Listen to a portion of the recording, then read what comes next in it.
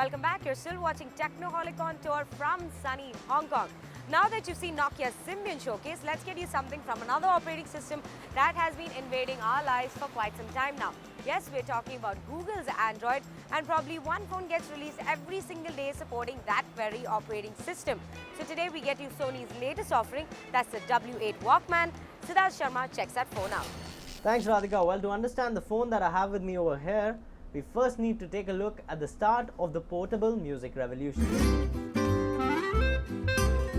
Back in the 1970s, Sony was the king of miniaturization. And in 1979, they released their first truly self-contained portable music system, the TPS L2 Walkman cassette player. The Walkman's real innovation was its size, measuring only slightly larger than a cassette tape itself. As CDs overtook cassette tapes in both sound quality and popularity, Sony saw the need to update its popular Walkman line for a new generation. In 1984, on the one-year anniversary of the introduction of compact discs, Sony introduced their D50 portable CD player. The Walkman and the Discman fell by the wayside, and the iPod defined the way music was to be listened in this era.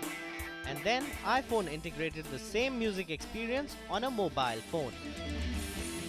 So now when music portability was on a new high with mobile phones, Sony Ericsson also had a series of Walkman phones which were quite popular in the market that time.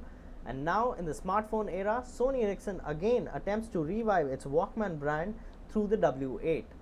So let's take a look at the design of this new age Walkman. By the looks of it, the W8 Walkman phone from Sony looks like a small phone on steroids. First impressions, and you might mistake it for a slider phone. But there are just two words to describe the W8: tiny and bulky.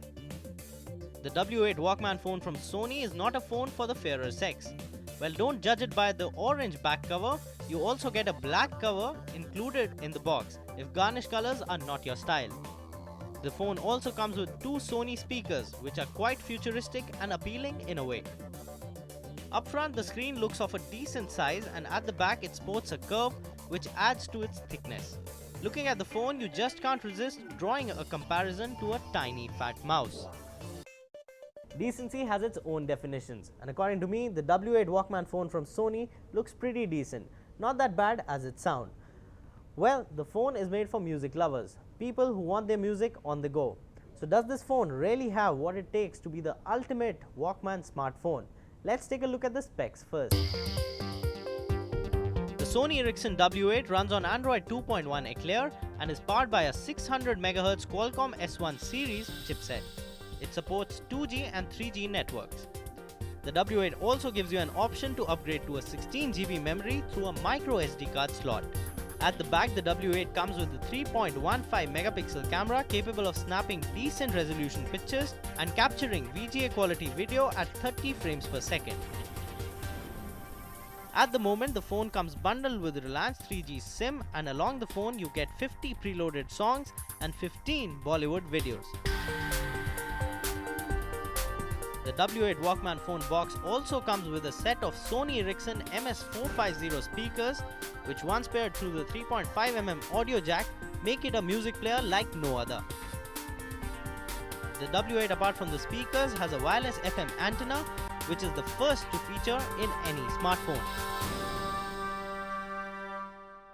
Now for 11,500 rupees, the W8 Walkman phone from Sony is a very good music player to buy, along with the phone function to it. The preloaded quality of media on the phone is excellent, but when you load your own set of MP3 music on the phone, the volume level slightly dips. Not a very high-end smartphone experience, but the battery backup on this phone is also excellent.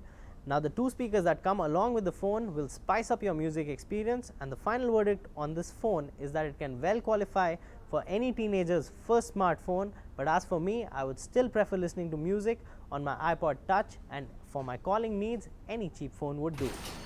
Time for a very small break on Technoholik, but the tech action continues on the other side. Steve Jobs resigns as Apple's CEO. We track his unique technology journey